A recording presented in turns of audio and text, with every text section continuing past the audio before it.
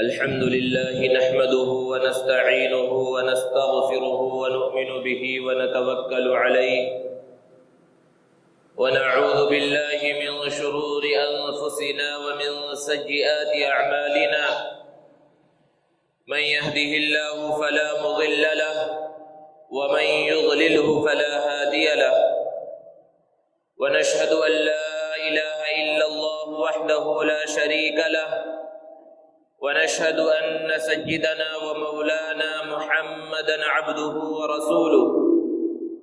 صلى الله تعالى عليه وعلى آله وأصحابه وبارك وسلم تسليما كثيرا كثيرا. أما بعد، فقد قال الله تعالى في القرآن المجيد والفرقان الحميد: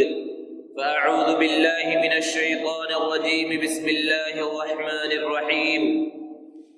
قل هل يستوي الذين يعلمون والذين لا يعلمون إنما يتذكر أولو الألباب. وقال النبي صلى الله عليه وسلم: طلب العلم فريضة على كل مسلم. وقال النبي صلى الله عليه وسلم: من سلك طريقا يطلب فيه علما سهل الله له طريقا إلى الجنة او كما قال علیہ الصلاۃ والسلام. محترم حضرات، سامعین کرام، بزرگوں اور دوستوں، اللہ رب العزت نے ہم کو بہت سارے انعامات عطا فرمائے ہیں، بہت ساری نعمتوں سے نوازا ہے. اگر ہم اللہ کی نعمتوں کو گننا چاہیں، شمار کرنا چاہیں تو گن نہیں سکتے، شمار نہیں کر سکتے. جیسا کہ اللہ رب العزت نے فرمایا: وَإِن تَعُدُّوا نِعْمَةَ اللَّهِ لَا تُحْصُوهَا، کہ اگر تم اللہ کی نعمتوں کو گننا چاہو تو گن نہیں سکتے. شیخ سعدی رحمۃ اللہ علیہ نے فرمایا: اللہ کی نعمتیں کتنی ہیں اس کا تو اندازہ نہیں لگایا جا سکتا. صرف ایک سانس کی نعمت کو انسان دیکھ لے کہ یہ کتنی عظیم نعمت ہے، جس کے اوپر انسان کی زندگی کا دار و مدار ہے، کہ اگر باہر سے سانس اندر نہ جائے تو انسان کی موت، اور سانس اندر جا کر باہر نہ آئے تو انسان کی موت. تو ایک مرتبہ سانس لینے میں اللہ کی دو نعمتیں جمع ہیں، اور ایک منٹ میں انسان کتنی مرتبہ سانس لیتا ہے اس کا بھی اندازہ نہیں کیا جا سکتا. تو اللہ کی کن کن نعمتوں کا انسان شکر ادا کرے گا. اللہ رب العزت نے جو نعمتیں عطا فرمائے ان میں سب سے بڑی نعمت وہ ایمان کی دولت ہے، ایمان کی نعمت ہے، کہ اس سے بڑھ کر کوئی دولت اور کوئی نعمت نہیں ہے کہ اللہ نے ہمیں مسلمان گھرانے میں پیدا فرمایا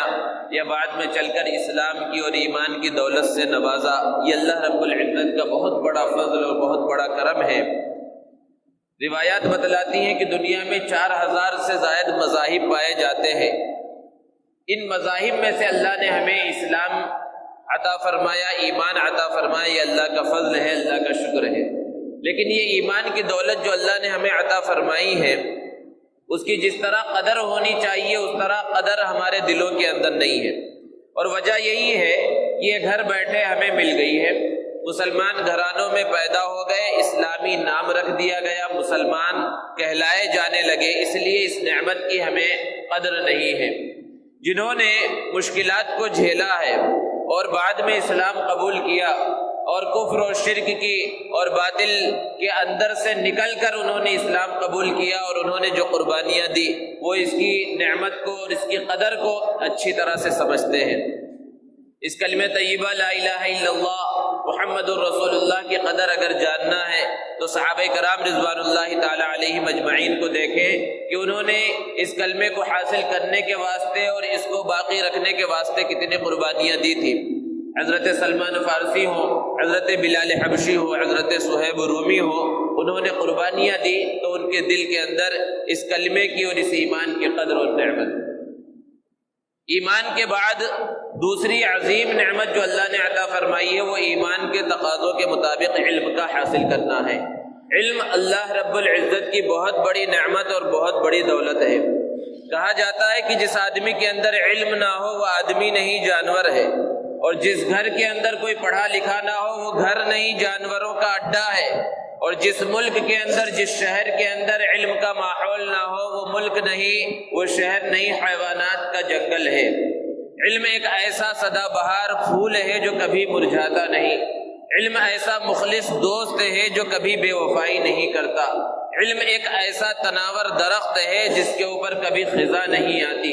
یہی وجہ ہے کہ اسلام نے علم کے حاصل کرنے پر بہت زیادہ زور دیا ہے۔ دنیا کے چاہے آسمانی مذاہب ہو یا غیر آسمانی مذاہب ہو، کسی نے حصول علم پر اتنا زیادہ زور نہیں دیا جتنا زیادہ زور اسلام نے دیا ہے۔ یہ تاریخ بتاتی ہے، روایات میں بتلاتی ہے۔ قرآن مجید میں مختلف مقامات پر اللہ رب العزت نے علم کو اور علم کی اہمیت کو بیان فرمایا۔ ارشاد فرمایا هل يستوي الذين يعلمون والذين لا يعلمون، کہ کیا وہ لوگ جو اہل علم ہیں، جن کے دلوں میں علم ہے، جن کے دل علم کے نور سے منور ہیں، اور جن کے دل علم کے نور سے خالی ہیں، جاہل ہیں، اور جن کے دل کے اندر غفلت کا پردہ پڑا ہوا ہے، کیا دونوں برابر ہو سکتے ہیں؟ اللہ رب العزت سوال کر رہے ہیں، اور پھر خود ہی جواب بیان فرمایا انما یتذکر اولو الالباب، کہ جو عقل مند ہے وہ اچھی طرح سے اس بات کو سمجھتے ہیں کہ ایک پڑھا لکھا آدمی اور ایک ان پڑھ کبھی برابر نہیں ہو سکتے۔ علم کی اس سے زیادہ اہمیت اور عظمت اور فضیلت اور کیا ہوگی کہ اللہ رب العزت نے زمانے جاہلیت میں تقریباً 600 سال کے بعد نبی کریم صلی اللہ علیہ وسلم پر اس آخری امت کے واسطے آخری کتاب کا جو پہلا سبق نازل فرمایا، جو پہلا حکم دیا، اور تقریباً 600 سال کے بعد آسمان سے اللہ کا پیغام اتر رہا تھا، تو وہ پہلا حکم پڑھنے پڑھانے سیکھنے سکھانے سے متعلق تھا۔ جو قرآن کو جانتے ہیں، سمجھتے ہیں، پڑھتے ہیں، وہ اس بات کو اچھی طرح جانتے ہیں۔ حالانکہ اس زمانے کے اعتبار سے جو کہ شرک کا اور بت پرستی کا دور تھا، پہلا حکم توحید کا ہو سکتا تھا، پہلا حکم رسالت کا ہو سکتا تھا، قیامت پر ایمان کا ہو سکتا تھا، عبادت کا ہو سکتا تھا، ذکر کا ہو سکتا تھا، شکر کا ہو سکتا تھا، لیکن اللہ رب العزت نے سب سے پہلا حکم پڑھنے پڑھانے سے متعلق دیا، اور ارشاد فرمایا اقرأ باسم ربک الذی خلق، کہ اس پروردگار عالم کے نام سے ابتدا کیجئے، پڑھیے جس نے پیدا کیا۔ اس سے علم کی اہمیت اور عظمت اور فضیلت معلوم ہوتی ہے۔ اور اس کائنات میں اللہ رب العزت نے سب سے پہلے جو چیز اس زمین اور آسمان اور ساری مخلوقات کو پیدا کرنے سے پہلے جو چیز پیدا فرمائی وہ ہے قلم۔ قرآن میں اللہ نے بیان فرمایا، اس قلم کا تذکرہ کیا ہے، اور قلم کی قسم اللہ رب العزت نے کھائی ہے۔ اس سے بھی اس کی اہمیت اور عظمت کا پتہ چلتا ہے کہ قلم علم کے حاصل کرنے کا ایک آلہ ہے، ایک ذریعہ ہے۔ جب قلم کو پیدا فرما دیا، پھر اس کے بعد نون یعنی دوات کو، روشنائی کو پیدا فرمایا۔ قلم سے اللہ نے کہا کہ لکھ ڈال، تو قلم نے پوچھا ہے پروردگار کیا لکھوں؟ تو اللہ رب العزت نے فرمایا کہ ابتدا سے انتہا تک جو کچھ ہونے والا ہے تقدیر کو لکھ ڈال۔ اللہ رب العزت نے انسان کو اشرف المخلوقات بنایا، اور فرشتوں سے زیادہ مقام اور مرتبے کو بلند فرمایا۔ حالانکہ فرشتوں کا مقام اور ان کی صفات کیا ہے؟ اللہ نے بیان فرمایا لا يعصون اللہ ما امرهم ويفعلون ما يؤمرون، کہ اللہ رب العزت کے احکام کی وہ خلاف ورزی نہیں کرتے، جو حکم انہیں دے دیا جاتا ہے وہ اس کو بجا لاتے ہیں۔ لیکن اس عظیم مخلوق سے بھی انسان کا مرتبہ، انسان کا مقام اللہ نے بڑھایا صرف اور صرف علم کی وجہ سے، کہ انسان کو اللہ نے ایسا علم عطا فرمایا ہے جو علم اللہ نے فرشتوں کو عطا نہیں فرمایا۔ اسی لیے انسان کو مسجود ملائک بنایا۔ سیدنا آدم علیہ السلام کو جب اللہ نے پیدا فرمایا اور فرشتوں کو سجدے کا حکم دیا، تو یوں ہی نہیں کہ سجدے کا حکم دے دیا، بلکہ دلیل بھی بیان فرمائی کہ سجدے کا حکم کیوں دیا جا رہا ہے، یہ سجدے تعظیمی کیوں کرایا جا رہا ہے۔ اللہ نے فرشتوں کا امتحان لیا، ان سے چیزوں کی خصوصیات کے بارے میں پوچھا، وہ جواب نہ دے سکے۔ حضرت آدم علیہ السلام سے وہی سوال کیا، انہوں نے وہ جواب دے دیا، کیونکہ اللہ نے وہ علم انہیں عطا فرمایا تھا۔ تو علم کی وجہ سے انسان کی عظمت ہے، علم کی وجہ سے انسان کا مقام اور مرتبہ بلند ہوتا ہے۔ یہ علم کی اہمیت ہے، یہ علم کی خصوصیت ہے۔ علم دو طرح کا ہے، ایک ہے علم نافع اور ایک ہے علم غیر نافع۔ ایک نفع دینے والا علم اور ایک نفع نہ دینے والا علم، بیکار چیزوں کا علم جس سے نہ دین کا فائدہ ہو نہ دنیا کا فائدہ ہو۔ اللہ کے رسول صلی اللہ علیہ وسلم کو اللہ رب العزت نے قرآن مجید میں حکم دیا کہ آپ اپنے علم میں اضافے کے واسطے دعا کیجیے۔ ذرا تصور کیجیے نبی کریم صلی اللہ علیہ وسلم کا مقام و مرتبہ کیا ہے کہ آپ کو اولین اور آخرین کا علم دیا گیا، بلکہ ہمارا تو یہ عقیدہ ہے کہ حضرت آدم علیہ السلام سے لے کر حضرت عیسیٰ علیہ السلام تک مختلف اوقات میں مختلف انبیاء کرام کو اللہ رب العزت نے جو علوم عطا فرمائے تھے، ایک بارگی وہ سارے علوم محمد عربی صلی اللہ علیہ وسلم کو عطا فرما دیے گئے۔ اتنا بڑا مقام و مرتبہ ہے، اس کے باوجود آپ یہ دعا کر رہے ہیں رب زدنی علما، اور اصل میں یہ سبق تھا اس امت کے واسطے کہ یہ امت ہمیشہ علم میں اضافے کے واسطے دعا کرتی رہے اور یہ کہتی رہے رب زدنی علما، کہ میرے پروردگار میرے علم کے اندر اضافہ فرما۔ اور نبی کریم صلی اللہ علیہ وسلم سے جو دعائیں ثابت ہیں ان میں سے ایک دعا یہ ہے، اللہ کے رسول صلی اللہ علیہ وسلم دعا کیا کرتے تھے اللہم انی اسألک علما نافعا، کہ اللہ میں آپ سے علم نافع کا سوال کرتا ہوں، علم نافع کو طلب کرتا ہوں۔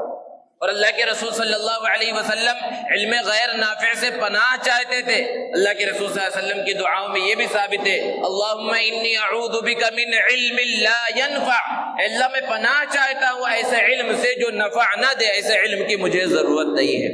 تو یہ علم ہے، اور علم نافع کی اہمیت اور فضیلت ہے۔ دنیا کے اندر جو دنیاوی علوم ہیں جو اسکولوں کے اندر، کالجوں کے اندر، یونیورسٹیوں کے اندر حاصل کیا جاتا ہے، اس سے بھی فائدہ ہوتا ہے، یہ بھی علم نافع ہے، اس سے انسان کی دنیا سدھرتی ہے، دنیا کے اندر وہ فائدہ حاصل کرتا ہے۔ اور جو دینی علوم ہیں وہ دنیا کے اندر بھی مفید ہیں اور آخرت کے اندر بھی مفید ہیں۔ تو عام طور پر یہ ذہن بنا دیا گیا ہے، لوگ یہ سمجھتے ہیں کہ علماء اور ائمہ اور خطباء جہاں پر علم کی اہمیت اور عظمت اور فضیلت کو بیان کرتے ہیں تو اس سے مراد صرف قرآن اور حدیث کا علم ہے اور صرف دینی علوم ہے۔ یہ بہت بڑی غلط فہمی ذہنوں کے اندر ڈالی گئی ہے۔ علم کی اس طرح تقسیم نہیں ہے کہ یہ دینی علوم اور دنیاوی علوم، بلکہ علم کی تقسیم اس طرح ہے علم نافع اور علم غیر نافع۔ اگر نفع دینے والا علم وہ دنیاوی علم ہو تو وہ بھی ضرورت کی چیز ہے، اور یہ دنیاوی علوم ہماری ضرورت ہے اور اس ضرورت کو حاصل کرنا بھی ضروری ہے۔ لیکن خرابی اصل میں یہاں پیدا ہو گئی کہ اس ضرورت کو ہی ہم نے مقصد سمجھ لیا اور اسی کو اصل سمجھ لیا اور دینی علوم سے دور ہوتے چلے گئے، یہاں خرابی پیدا ہوئی۔ ورنہ دنیاوی علوم کے حاصل کرنے سے کہیں نہیں روکا جاتا، بلکہ اس کی لوگوں کو ترغیب دی جاتی ہے، بتلایا جاتا ہے کہ یہ بھی ضروری ہے۔ اور یہ دنیاوی جو علوم ہے اصل دار و مدار نیتوں پر ہے، اس میں نیتیں صحیح کر لی جائے تو یہ دنیا کا حاصل کرنا، اسکولوں کو جانا، کالجوں کو جانا، یونیورسٹیوں کو جانا، یہ بھی دین بن جائے گا۔ وہ اس لیے ڈاکٹری کی تعلیم حاصل کر رہا ہے کہ میں مخلوق خدا کی خدمت کروں گا، میں ڈاکٹر بننے کے بعد خدمت خلق کروں گا، تو اس کا یہ دنیاوی علم حاصل کرنا، ڈاکٹری سیکھنا، یہ بھی دین بن رہا ہے۔ کوئی سا بھی علم ہو اس سے دین کی اشاعت کا ارادہ ہو کہ اپنی معاش کے ساتھ ساتھ اپنی زندگی کو درست راستے پر چلانے کے ساتھ ساتھ میں اسلام کی خدمت کروں گا، اس علم کے ذریعے میں دین کی خدمت کروں گا، تو یہ اس کا دنیا کا علم حاصل کرنا بھی دین بن جاتا ہے۔ اور رہا دینی علوم کا مسئلہ تو وہ تو بہرحال اصل مقصد ہی ہے جس کے بارے میں نبی کریم صلی اللہ علیہ وسلم نے ارشاد فرمایا طلب العلم فریضۃ علی کل مسلم، کہ علم دین کا حاصل کرنا ہر مسلمان پر ضروری ہے، ہر مسلمان پر علم دین کا حاصل کرنا ضروری ہے۔ اس سے یہ مراد نہیں ہے کہ ہر ایک کا حافظ بننا، ہر ایک کا عالم اور مفتی بننا اور ہر ایک کا مدرسے میں داخلہ لے کر مدرسے کے اندر پڑھنا اور وہاں سے فارغ ہونا فرض ہے، ضروری ہے، ایسا نہیں ہے، بلکہ دین کی بنیادی علوم کا کہ انسان اپنی زندگی عبادات کی، معاملات کی، معاشرت کی، اخلاقیات کی زندگی صحیح انداز میں گزار سکے۔ اگر وہ تاجر ہے تو تجارت کی باریکیوں کا اسے علم ہو، اگر وہ نماز پڑھ رہا ہے تو نماز کے مسائل کا اسے علم ہو، زکوٰۃ دے رہا ہے تو زکوٰۃ کے مسائل کا اسے علم ہو، روزہ رکھ رہا ہے تو روزے کے مسائل کا اسے علم ہو، حج کرنے جا رہا ہے تو حج کے مسائل کا اسے علم ہو۔ ان علوم کو حاصل کرنا ہر مسلمان کے اوپر ضروری ہے۔ موجودہ جو دور ہے یہ دور مسابقے کا اور مقابلے کا دور ہے دنیاوی اعتبار سے،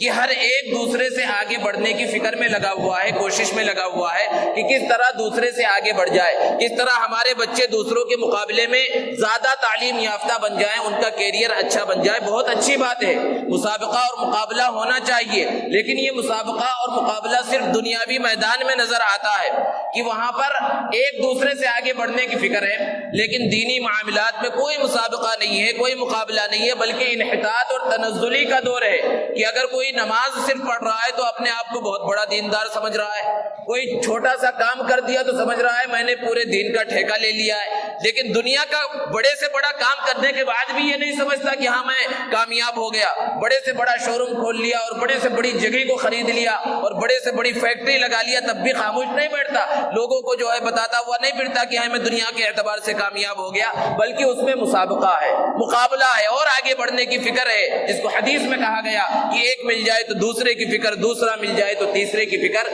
دنیا کے اندر تو یہ مسابقہ اور یہ مقابلہ اور یہ ذہنیت ہے، لیکن دین کے معاملے میں یہ ذہنیت نہیں ہے، اور دنیا کے اندر جو یہ ذہنیت بنی ہوئی ہے، اسی وجہ سے ہم نے اپنے معصوم بچوں کو اسکولوں کی بھٹی کے اندر جھونک دیا ہے، اور وہ اسکولوں کے اندر جا رہے ہیں، اور بہت سے ایسے اسکول ہیں جو مشنری اسکول ہیں اور ہمارے برادران وطن کے غیر مسلموں کے اسکول ہیں۔ اب ہماری یہ ذمہ داری ہے کہ ہم اپنے بچوں کو جو اسکولوں کے اندر ڈال رہے ہیں اور وہاں انہیں اعلیٰ تعلیم دلا رہے ہیں، تو کہیں وہ اپنے دین سے غافل تو نہیں ہو رہے، کہیں ان کے عقیدے کو خراب تو نہیں کیا جا رہا، کہیں ان کی ذہن سازی تو نہیں کی جا رہی، کہیں ان کو اسلام سے اور اسلامی احکامات سے اور اسلامی شعائر سے بدظن تو نہیں کیا جا رہا ہے۔ یہ ہر ایک کی، ہر سرپرست کی، ہر والد کی، ہر والدہ کی ذمہ داری ہے ان سب چیزوں کا خیال رکھنا۔ یہ نہیں ہے کہ بس اسکول میں ڈال دیا، کالج کے اندر ڈال دیا اور پھر اس کے بعد اطمینان سے بیٹھ گئے کہ بچہ تعلیم حاصل کرتا رہے گا، ایسا بالکل نہیں ہونا چاہیے، کیونکہ آج کے زمانے میں اسلام بچوں کے ذہنوں سے کھرچ دیا جائے، اسلامی معاملات کے بارے میں شکوک و شبہات کے اندر ڈال دیا جائے، اس کے اوپر بہت بڑی محنت چل رہی ہے۔ تو اعلیٰ تعلیم دلانا اور بچوں کو دنیاوی تعلیم دلانا، اس سے اسلام روکتا نہیں ہے، اور نہ کوئی مدرسہ روکتا ہے، نہ کوئی امام روکتا ہے، نہ کوئی عالم ایسا کرنے سے روکتا ہے، اور اگر کوئی روک رہا ہے تو وہ غلطی پر ہے، لیکن اس بات کی فکر ضرور ہونی چاہیے کہ ہمارا بچہ جو اعلیٰ تعلیم حاصل کر رہا ہے، جو ڈاکٹر بن رہا ہے، انجینئر بن رہا ہے، اور جو MBA اور فلاں تعلیم حاصل کر رہا ہے، اسے دین کی بنیادی باتوں کا علم ہے یا نہیں ہے، اسے نماز کے فرائض کا علم ہے یا نہیں ہے، اسے وضو اور غسل کے فرائض کا پتہ ہے یا نہیں ہے۔ بہت بڑا طبقہ ہمارے مسلمانوں کا اور نوجوانوں کا ایسا ہے جو اعلیٰ تعلیم یافتہ ہے اور بڑی بڑی ڈگریاں ان کے پاس ہے، دنیاوی اعتبار سے کامیاب ہے، ان کا کیریئر بن چکا ہے، لیکن دین کے معاملات میں ذرہ برابر انہیں کوئی پرواہ نہیں ہے اور نہ دین کو سنجیدہ انداز میں لیتے ہیں، غسل تک کے فرائض کا پتہ نہیں ہے۔ نبی صلی اللہ علیہ وسلم کی محبت کا دعویٰ بھرتے ہیں، محبت کا دم بھرتے ہیں، دعویٰ کرتے ہیں، لیکن نبی صلی اللہ علیہ وسلم کی سیرت معلوم نہیں، آپ کے والدین کے اسماء گرامی معلوم نہیں، آپ صلی اللہ علیہ وسلم کی بیٹیوں کے نام، آپ صلی اللہ علیہ وسلم کے ازواج کے نام، آپ کے کتنے بیٹے تھے، کب تک باحیات رہے، یہ سب کچھ نہیں معلوم ہے۔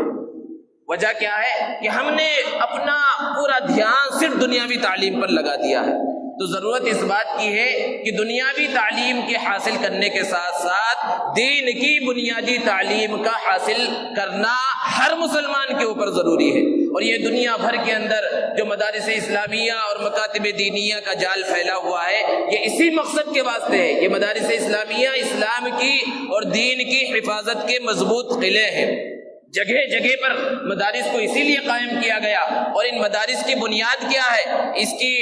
یہ کس کی شاخیں ہیں؟ مکہ المکرمہ کے اندر اللہ کے رسول صلی اللہ علیہ وسلم دار ارقم کے اندر تشریف فرما ہوتے تھے، تو یہ پورے دنیا کے اندر جو مدارس پھیلے ہوئے ہیں اور یہ جو مکاتب نظر آ رہے ہیں، یہ دراصل دار ارقم کی شاخیں ہیں کہ اللہ کے رسول صلی اللہ علیہ وسلم چھپ کر وہاں پر تشریف فرما ہوتے، صحابہ آتے، اللہ کے رسول صلی اللہ علیہ وسلم انہیں قرآن کی تعلیم دیا کرتے تھے، قرآن کے الفاظ بھی سکھاتے، قرآن کے معانی کی بھی تعلیم دیتے تھے۔ اور پھر اللہ کے رسول صلی اللہ علیہ وسلم مکہ سے ہجرت کر کے مدینہ المنورہ تشریف لے گئے، تو پھر سب سے پہلا مدرسہ جو اسلام کا وجود میں آیا وہ مدرسہ صفہ ہے۔ ایک چبوترا تھا صفہ نام کا، وہاں پر صحابہ کرام رضوان اللہ تعالی علیہم اجمعین تشریف رکھتے تھے، اور اللہ کے رسول صلی اللہ علیہ وسلم انہیں تعلیم دیا کرتے تھے۔ یہ دنیا بھر کے جتنے مدارس ہیں اسی مدرسہ صفہ کی شاخیں ہیں، اور ان سب کا واسطہ جا کر دار ارقم اور مدرسہ صفہ سے ملتا ہے۔ جب بھی کوئی مدرسہ قائم ہوتا ہے تو مدرسے کے واسطے نظام کا طے کرنا ضروری ہے۔ اگر مدرسے کا نظام نہ ہو، یوں ہی مدرسہ کھول دیا جائے تو وہ چل نہیں سکتا، یوں ہی چلتا رہے گا، اس کا کوئی فائدہ نظر نہیں آئے گا۔ اسلام کا سب سے پہلا مدرسہ صفہ جو مدینہ المنورہ میں قائم کیا گیا، جس میں طلباء کی تعداد 70 اور 80 کے درمیان رہا کرتی تھی، تو مدرسے میں سب سے پہلی چیز جس کی ضرورت پڑتی ہے کہ اوقات کو متعین کیا جائے کہ تعلیم کا وقت کب سے کب تک ہوگا۔ ہمارے مدرسوں میں بھی طے کیا جاتا ہے کہ بھئی 8 بجے سے 12 بجے تک، 9 بجے سے 1 بجے تک، الگ الگ مدارس میں اپنے اپنے حساب سے طے کیا جاتا ہے۔ لیکن وہ پہلا مدرسہ اسلام کا جس کے استاد نبی کریم صلی اللہ علیہ وسلم ہے، جس کے معلم محمد عربی صلی اللہ علیہ وسلم ہے، اس مدرسے کا اس طرح کوئی باضابطہ وقت متعین نہیں تھا۔ جب بھی نبی صلی اللہ علیہ وسلم وہاں تشریف لے کر آ جائیں، مدرسہ چالو ہو جاتا تھا، تعلیم شروع ہو جاتی تھی۔ اللہ کے رسول صلی اللہ علیہ وسلم ایک مرتبہ رات میں تشریف لائے، دیکھا سیدنا ابو بکر صدیق رضی اللہ تعالی عنہ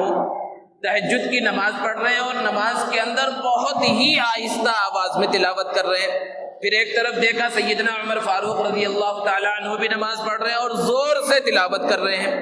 جب یہ نماز سے فارغ ہوئے، اللہ کے رسول صلی اللہ علیہ وسلم نے سیدنا ابو بکر صدیق رضی اللہ تعالی عنہ سے پوچھا کہ تم اتنی آہستہ آواز میں کیوں تلاوت کر رہے تھے؟ حضرت ابو بکر صدیق رضی اللہ تعالی عنہ نے اپنے مزاج کے مطابق جواب دیا کہ میں اللہ کو سنا رہا تھا، اور اللہ آہستہ آواز بھی سنتا ہے، وہ زور کی آواز بھی سنتا ہے۔ حضرت عمر رضی اللہ تعالی عنہ سے پوچھا کہ آپ اتنی زور کی آواز سے کیوں تلاوت کر رہے تھے؟ انہوں نے اپنے مزاج کے مطابق جواب دیا کہ میں شیطان کو بھگا رہا تھا اور لوگوں کو جگا رہا تھا کہ میری آواز سن کر دوسرے لوگ بھی جاگ جائیں اور وہ بھی عبادت کے اندر مشغول ہو جائیں۔ اب رات کا وقت ہے، اب مدرسہ لگ گیا، اللہ کے رسول صلی اللہ علیہ وسلم نے تعلیم دینا شروع کیا، اور حضرت ابو بکر صدیق رضی اللہ تعالی عنہ سے ارشاد فرمایا کہ تم اپنی آواز کو تھوڑا سا بلند کر لو، اور حضرت عمر رضی اللہ تعالی عنہ سے ارشاد فرمایا تم اپنی آواز کو تھوڑا سا پست کر لو۔ یہ تعلیم ہو گئی، مدرسہ ہو گیا، سبق ختم ہو گیا۔ تو اس کا کوئی وقت متعین نہیں تھا، اور مدرسے کے اندر جبکہ مدرسہ دارالاقامہ ہو، ہاسٹل ہو، بچے وہاں پر مستقل رہتے ہو، تو مدرسے کی ریڑھ کی ہڈی جو ہے وہ مطبخ ہے، باورچی خانہ ہے، اس کے بغیر مدرسہ نہیں چل سکتا۔ لیکن وہ اسلام کا پہلا مدرسہ صفہ، وہاں ہاسٹل ہے، 24 گھنٹے وہاں پر طلبہ موجود ہیں، صحابہ موجود ہیں علم حاصل کرنے کے واسطے، اللہ کے رسول صلی اللہ علیہ وسلم سے سیکھنے کے واسطے، لیکن وہاں کا کوئی مطبخ نہیں ہے، وہاں کوئی باورچی خانہ نہیں ہے، کوئی بھی کچھ لے کر آ گیا اور وہاں ایک شاخ کی طرح کچھ درخت کی شاخ تھی، وہاں پر کچھ لٹکا دیا اور وہ مدرسے کے طلبہ وہیں پر کھا لیتے تھے، بھوکے پیاسے زندگی گزارتے تھے۔ اسی مدرسے کے ایک طالب علم ہے حضرت ابو ہریرہ رضی اللہ تعالی عنہ، وہ بیان فرماتے ہیں کہ ایک مرتبہ مجھے اتنی زیادہ بھوک لگی کہ میں غشی کھا کر بے ہوش ہو کر گر گیا،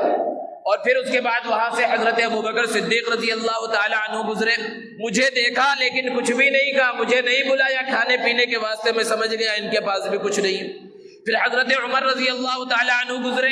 اور انہوں نے بھی مجھے کھانے کی دعوت نہیں دی، نہیں بلایا، میں سمجھ گیا ان کے پاس بھی کچھ نہیں ہے۔ پھر اس کے بعد اللہ کے رسول صلی اللہ علیہ وسلم کا وہاں سے گزر ہوا، آپ صلی اللہ علیہ وسلم نے پوچھا ابو ہریرہ کیا ماجرا ہے، کیوں اس طرح گر گئے ہو؟ تو انہوں نے کہا بھوک کی وجہ سے اللہ کے رسول صلی اللہ علیہ وسلم۔ آپ صلی اللہ علیہ وسلم نے مجھے اپنے ساتھ لیا اور اپنے گھر لے گئے۔ حضرت ابو ہریرہ فرماتے ہیں کہ گھر میں اللہ کے رسول صلی اللہ علیہ وسلم نے پوچھا کچھ کھانے کے واسطے موجود ہے؟ اندر سے جواب دیا گیا کچھ بھی نہیں ہے، صرف ایک دودھ کا پیالہ ہے۔ حضرت ابو ہریرہ رضی اللہ تعالی عنہ ارشاد فرماتے ہیں میرے دل کے اندر خوشی پیدا ہوئی کہ اب یہ دودھ کا پیالہ مجھے پینے کو ملے گا اور میری بھوک جو ہے ختم ہو جائے گی، میں سیراب ہو جاؤں گا۔ جب دودھ کا پیالہ آیا، اللہ کے رسول صلی اللہ علیہ وسلم نے مجھ سے کہا ابو ہریرہ جاؤ، آج کی زبان کے اعتبار سے کہا جائے تو اس انداز میں کہا جائے گا دوسرے پورے طلبہ کو بھی بلا کر لے آؤ، ان سب کی بھی دعوت ہے۔ حضرت ابو ہریرہ فرماتے ہیں کہ اس زمانے میں تقریباً 70 صحابہ کرام اس مدرسے میں تھے، مدرسے صفہ کے اندر۔ اب میرے دل کے اندر تو یہ جو ہے یہ بات پیدا ہوئی کہ اگر میں انہیں بلانے جاؤں گا تو پھر یہ 70 لوگ آ جائیں گے، اور اللہ کے رسول صلی اللہ علیہ وسلم کا یہ معمول ہے کہ چونکہ میں پہلے سے موجود ہوں مجھے ہی ذمہ داری دیں گے پلانے کی، اور میرا نمبر سب سے بعد میں آئے گا، اس وقت تک دودھ بچے یا نہ بچے اور میری بھوک مٹے یا نہ مٹے، یہ دل کے اندر ہے۔ لیکن اللہ کے رسول صلی اللہ علیہ وسلم کا حکم آ گیا، چوں چرا نہیں کر سکتے، گئے اور سارے صحابہ کو، سارے طلبہ کو بلا کر لائے، اور سارے طلبہ وہاں موجود ہیں۔ اور حضرت ابو ہریرہ رضی اللہ تعالی عنہ سے اللہ کے رسول صلی اللہ علیہ وسلم نے فرمایا چلو ان سب طلبہ کو پلاؤ۔ حضرت ابو ہریرہ رضی اللہ تعالی عنہ ارشاد فرماتے ہیں کہ میں نے ایک ایک کر کے سب کو پلانا شروع کیا، سارے لوگ سیراب ہو گئے اور پیالے میں دودھ ویسے کا ویسا باقی رہا۔ یہ اللہ کے رسول صلی اللہ علیہ وسلم کا معجزہ تھا۔ پھر بعد میں اللہ کے رسول صلی اللہ علیہ وسلم نے مجھ سے کہا ابو ہریرہ اب تم پیو۔ حضرت ابو ہریرہ رضی اللہ تعالیٰ عنہ فرماتے ہیں میں نے خوب سیراب ہو کر پیا، اللہ کے رسول صلی اللہ علیہ وسلم نے کہا اور پیو، میں نے اور پیا، پھر کہا اور پیو، تو میں نے عرض کیا اللہ کے رسول شبعت، میں تو سیراب ہو گیا، اب اس سے زیادہ نہیں پی سکتا۔ حضرت ابو ہریرہ فرماتے اس کے بعد نبی صلی اللہ علیہ وسلم نے اس پیالے کو لیا اور آپ نے آخر میں نوش فرمایا۔ تو یہ پہلا مدرسہ اور پہلے مدرسے کے جو طلبہ تھے ان کا حال تھا۔ اسی مدرسے کے ایک طالب علم ہیں حضرت ابی ابن کعب رضی اللہ تعالی عنہ، جنہیں اس امت کا قاری کہا جاتا ہے، صحابہ میں بہت اچھا قرآن پڑھتے تھے۔ ایک مرتبہ اللہ کے رسول صلی اللہ علیہ وسلم نے حضرت ابی ابن کعب سے کہا ذرا سورہ بینہ تو سناؤ۔ حضرت ابی ابن کعب رضی اللہ تعالیٰ عنہ پریشان ہو گئے، عرض کیا اللہ کے رسول قرآن آپ پر نازل ہو رہا ہے، آپ ہمیں قرآن سکھا رہے ہیں اور آپ مجھ سے قرآن سننا چاہتے ہیں؟ اللہ کے رسول صلی اللہ علیہ وسلم نے ارشاد فرمایا اللہ نے مجھے حکم دیا ہے کہ میں تم سے قرآن کو سنوں۔ حضرت ابی ابن کعب رضی اللہ تعالی عنہ اور زیادہ پریشان اور حیرت کے انداز میں سوال کیا اللہ سمانی، کیا اللہ نے میرا نام لے کر کہا ہے؟ اللہ کے رسول صلی اللہ علیہ وسلم نے ارشاد فرمایا نعم اللہ سماکا، کہ اللہ نے تمہارا نام لے کر کہا ہے۔ یہ مقام اور یہ مرتبہ اس مدرسے کے صحابہ کا اور اس مدرسے کے طلبہ کا تھا۔ اور پھر مدرسے کے اندر جب تعلیم شروع ہو جائے تو مدرسے میں پھر امتحان بھی ہوتا ہے، بغیر امتحان کے مدرسہ نہیں چلتا، اور پھر امتحان بھی الگ الگ انداز میں ہوتا ہے، اور ممتحن آتے ہیں باہر سے امتحان لینے کے واسطے، ایگزامینر کو بلایا جاتا ہے۔ یہ پہلے مدرسے کے جو طلبہ ہیں، پہلا مدرسہ ہے، اس کا ممتحن کون ہے؟ امتحان لینے والا، اس کا امتحان لینے والا خود پروردگار عالم ہے۔ اللہ نے ارشاد فرمایا اولئک الذین امتحن اللہ قلوبہم، اللہ نے ان پہلے طلبہ کے دلوں کا امتحان لیا۔ اب امتحان ہو جائے، امتحان میں جو کامیاب ہو جائیں تو عام طور پر انہیں انعامات سے بھی نوازا جاتا ہے۔ وہ پہلے مدرسے کے پہلے طلبہ تھے، ان کا امتحان پروردگار عالم نے لیا، ان کو تعلیم نبی صلی اللہ علیہ وسلم نے دی، اور پھر انہیں انعام کیا ملا؟ رضی اللہ عنہم ورضوا عنہ، کہ اللہ ان سے راضی ہو گیا اور وہ اللہ سے راضی ہو گئے۔ یہ دنیا بھر کے اندر جو مدارس نظر آ رہے ہیں یہ اسی مدرسے صفا کی شاخیں ہیں، اس لیے مسلمانوں کو ان مدارس کا خیال رکھنا چاہیے۔ لیکن معاملہ آج اس کے برعکس ہو گیا ہے کہ کہاں تھوڑا سا موقع ملا کہ مدارس کے خلاف، اہل مدارس کے خلاف، مدارس کے طلبہ کے خلاف، علماء کے خلاف، ائمہ اور مؤذنین کے خلاف اگر کوئی شوشہ کسی کو مل جائے تو پھر تو اللہ کی پناہ کیسے کیسے مسئلے کھڑے کر دیے جاتے ہیں۔ اور بعض جگہ جہاں کوئی شوشہ ہی نہ ہو تو بھی ڈائریکٹ جو ہے مدارس کے اوپر نشانہ، مدارس کے علماء کے خلاف۔ بلکہ بعض علماء نے تو بیان فرمایا ہنسی مذاق کے اندر کہ یہ علماء کا جو طبقہ یہ ملامتی طبقہ ہے، مولویوں کا طبقہ ملامتی، یعنی ان کے اوپر لوگ ملامت کرتے رہیں گے چاہے جو کام کر لیں، چاہے جتنا اچھا کام کرے۔ اگر کوئی عالم، کوئی حافظ، کوئی امام ایسا ہے جو اپنے کام سے کام رکھتا ہے، یعنی مدرسے میں پڑھا رہا ہے اور مسجد کے اندر امامت کر رہا ہے، تو اس کے بارے میں لوگ کیا کہتے ہیں؟ ارے ان کو تو مسجد مدرسے کی گنبد سے ہی فرصت نہیں ہے، دنیا کہاں سے کہاں پہنچ گئی، دنیا چاند پر پہنچ گئی اور یہ جو ہے مسجد کی گنبد کے اندر موجود ہیں، دنیا کی کوئی خبر نہیں ہے۔ کسی نے اس طرح کی بات پر بہت اچھا جواب دیا کہ بھائی آپ کیا مدرسے کے اندر بیٹھے ہوئے ہیں، دنیا چاند میں پہنچ گئی اور تم انہی پرانے زمانے کی کتابوں کے اندر موجود ہیں اور اسی کے اندر لگے ہوئے ہیں، دنیا کے اعتبار سے کوئی ترقی نہیں۔ تو اس نے بہت اچھا جواب دیا کہ ہاں کچھ لوگ وہ ہیں جنہوں نے دنیاوی اعتبار سے اتنی ترقی کی کہ وہ چاند پر پہنچ گئے، پہنچے نہیں پہنچے وہ تو اللہ جانتا ہے کہ وہ چاند پر پہنچ گئے، اور ایک طبقہ وہ ہے درمیان میں، بیچ میں ہم ہیں کہ ہم جو ہے دنیا کے اعتبار سے چاند پر نہیں پہنچے اور بہت بڑی ترقی نہیں کی اور ان چیزوں کو جو ہے وجود میں نہیں لایا اور فلاں چیزیں ہم نے نہیں بنائی، لیکن ہم نے قرآن سیکھ لیا، حدیث کا علم حاصل کر لیا، اللہ کے فرمان کو سمجھ لیا۔ تو یہ دو کونے میں دو طرح کے لوگ ہیں، اور درمیان میں تم ہی ایک ایسے بے وقوف ہو، نہ دنیا والوں کے ساتھ تم چاند پر پہنچے اور نہ ہمارے ساتھ تم نے قرآن اور حدیث کا علم حاصل کیا۔ تمہاری تو کوئی حیثیت ہی نہیں رہی، نہ تم نے دنیا کے اعتبار سے ترقی کی نہ دین کے اعتبار سے ترقی کی، تم تو کہیں کے نہیں رہے، کم سے کم دنیا کے اعتبار سے ترقی کر لیتے۔ تو ہر انداز میں ہر معاملے میں جو ہے علماء پر، مدارس پر، اہل مدارس پر اعتراض کیا جاتا ہے۔ اور اگر کوئی عالم ایسا ہو جو اصلاح معاشرہ کے واسطے نکلے، لوگوں سے ملاقات کرے، لوگوں کے معاملات کو سنے، ان معاملات کو جو ہے حل کرنے کی کوشش کرے، سیاسی معاملات میں دخل دے، تو اب اس کے بارے میں کیا کہیں گے؟ ارے بھائی یہ تو عالم ہے، حافظ ہے، ان کو مسجد مدرسے میں رہنا چاہیے، ان کو باہر نکلنے کی کیا ضرورت ہے؟ یعنی کہیں بھی کسی بھی معاملے کے اندر ہاتھ ڈالے ضرور علماء کے اوپر اعتراض کیا جائے گا۔ اور آج جو بہت بڑے بڑے دیندار سمجھے جاتے ہیں وہ بھی مدارس سے بدکتے ہیں، کئی نسلیں گزر جاتی ہے، گھر میں کوئی مدرسے کا پڑھا لکھا اور حافظ ان کے خاندان میں اور قبیلے کے اندر پیدا نہیں ہوتا، حالانکہ دیندار ہے، دین کی سمجھ ہے، اور علماء اور حفاظ کا احترام بھی کرتے ہیں اور اس کی اہمیت اور فضیلت کو بھی سمجھتے ہیں، لیکن اپنے بچوں کو، اپنے خاندان کے بچوں کو کیوں نہیں داخل کرتے کہ اگر اس نے اس دینی تعلیم کو حاصل کر لیا، حافظ عالم بن گیا تو کھائے گا کیا؟ یعنی روزی روٹی کو علم پر منحصر کر لیا کہ اگر مدرسے کے اندر پڑھا لکھا کوئی ہے تو اس کی زندگی نہیں چل سکتی۔ حالانکہ آپ مشاہدہ کر لے، تجربہ کر لے یکا دکا واقعات کو چھوڑ کر کہ آپ کو کیا کبھی کوئی حافظ، کوئی عالم، کوئی مدرسے کا پڑھا لکھا ایسا ملا ہے جو جس نے خودکشی کی ہو معاشی پریشانی کی وجہ سے، جس نے اپنی جان کو جو ہے یوں ہی ہلاک کر لیا ہو اور اس گناہ کبیرہ کا مرتکب ہوا ہو، جبکہ بڑے بڑے دنیاوی تعلیم یافتہ نوکری نہ ملنے کی وجہ سے، امتحان میں صرف فیل ہو جانے کی وجہ سے، نمبر کم آ جانے کی وجہ سے بڑی بڑی بلڈنگوں سے کود جاتے ہیں، خودکشی کر لیتے ہیں، حالانکہ سب کچھ ہے، بڑے اعلیٰ تعلیم یافتہ ہیں، سب کچھ ہے، لیکن پھر اس کے باوجود کیوں اپنی زندگی کو قربان کر رہے ہیں؟ کیوں اپنی جان کو جو ہے جوخم میں ڈال رہے ہیں؟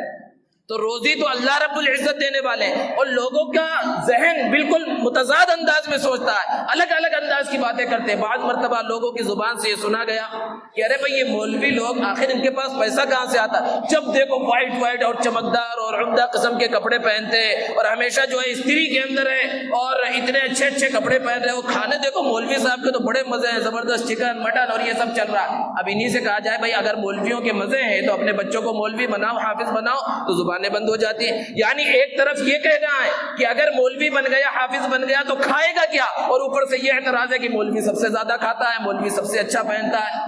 الگ الگ انداز کی باتیں ہیں۔ تو دوستو کہنے کا مقصد اور خلاصہ یہ ہے کہ یہ جو مدارس اسلامیہ پوری دنیا کے اندر پھیلے ہوئے ہیں اور خصوصاً ہمارے ملک کے اندر یہ دین کی حفاظت کے قلعے ہیں، ان کی قدر کیجئے، ان میں اپنے بچوں کو داخل کیجئے، اور یہ جتنے مدارس چل رہے ہیں ان کا کوئی اپنے طرف سے کوئی نظام نہیں ہے، یہ جو چل رہے ہیں یہ سب آپ کی جیب سے چل رہے ہیں۔ یہ رمضان کا مہینہ گزرا اور ہر ایک نے جو ہے کس انداز میں مدارس کی مدد کی اور مدارس کا تعاون کیا، زکوٰۃ کے ذریعے، صدقات کے ذریعے، اپنے عطیات کے ذریعے، وہ ہر شخص جانتا ہے یہ سب آپ کی وجہ سے چل رہے ہیں اور مسلمان ہی اس کو چلا رہے ہیں۔ ضرورت اس بات کی ہے کہ ہر معاملے میں، ہر موقع پر ان کا تعاون کیا جائے، کسی بھی پریشانی کے اندر یہ مدارس آ جائے تو ان کا تعاون کیا جائے، اور سب سے بڑا تعاون مدارس کا یہ ہے کہ ان مدارس اسلامیہ کے اندر اپنے بچوں کو داخل کیا جائے۔ وہ اسلامی ممالک جہاں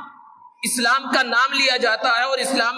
مسلمان نام کے حکمراں موجود ہیں، وہاں پہلے بھی اس انداز کے مدارس تھے، لیکن جب مدارس کو ختم کر دیا گیا اور بڑی بڑی یونیورسٹیاں قائم کی گئی اور اس میں دین کا ایک شعبہ، دینیات کا ایک شعبہ رکھ دیا گیا، تو آج وہاں کا حال یہ ہے کہ جو دینیات پڑھانے والا ہے اس کو دیکھ کر یہ اندازہ نہیں لگایا جا سکتا کہ عالم ہے بھی یا نہیں، عالم اور غیر عالم کی تو دور کی بات ہے، مسلمان ہے یا مسلمان نہیں ہے یہ بھی پتہ نہیں لگایا جا سکتا، کس کے بارے میں؟ جو قرآن پڑھا رہا ہے، حدیث پڑھا رہا ہے۔ اللہ کا شکر ادا کرے کہ ہمارے ملک ہندوستان کے اندر ایسی وبا نہیں ہے۔ اندلس کا حال دیکھیے، اسپین کا حال، کہ وہاں پہلے مدارس کو جڑ سے ختم کیا گیا، مدارس کا نام و نشان مٹا دیا گیا، اور پھر اس کے بعد اس انداز میں وہاں پر حملہ کیا گیا اور اس انداز میں مسلمانوں کا خاتمہ کیا گیا کہ آج اسلام کا نام لینے والا وہاں کوئی باقی نہیں ہے۔ اور انگریزوں کی جب یہاں پر حکومت تھی تو صرف دلی کے اندر 1000 مدارس کو شہید کیا گیا تھا۔ پورے ہندوستان میں جو پہلے سے پہلے نظام کے تحت مدارس چل رہے تھے، پہلے انداز کے تحت مدارس چل رہے تھے، ان سب کو چن چن کر ختم کیا گیا۔ لیکن پھر 1857 کی جو جنگ آزادی ہوئی، جس میں مسلمانوں کو اور ہندوستان میں بسنے والوں کو شکست ہوئی، تو پھر اس کے بعد علماء نے توجہ کی نئے انداز میں مدارس قائم کرنے کو، اور پورے ہندوستان کے چپے چپے میں مدارس قائم کیے گئے، اور اس وقت سے یہ مدارس کا نظام پھر نئے انداز میں چلنا شروع ہوا۔ اور آج دیکھیں گلی گلی میں، بستی بستی، قریہ قریہ یہ مدارس پھیلے ہوئے ہیں۔ ان مدارس کے اندر اب چونکہ داخلوں کا وقت ہے، اس لیے جہاں تک ہو سکے اپنے بچوں کو بھی اس کے اندر داخل کریں۔ اور جیسا کہ شروع میں یہ بات آ چکی ہے کہ مدارس کی اہمیت، عظمت اور فضیلت کو بتانے کا مقصد یہ نہیں ہے کہ دنیاوی تعلیم اور دنیاوی علوم بیکار ہیں۔ جو بچے دنیاوی علوم حاصل کر رہے ہیں انہیں دنیاوی علوم حاصل کرائیں، دنیاوی تعلیم انہیں اچھے سے اچھے انداز میں دے، لیکن انہیں دیندار بھی بنا دے۔ دین کی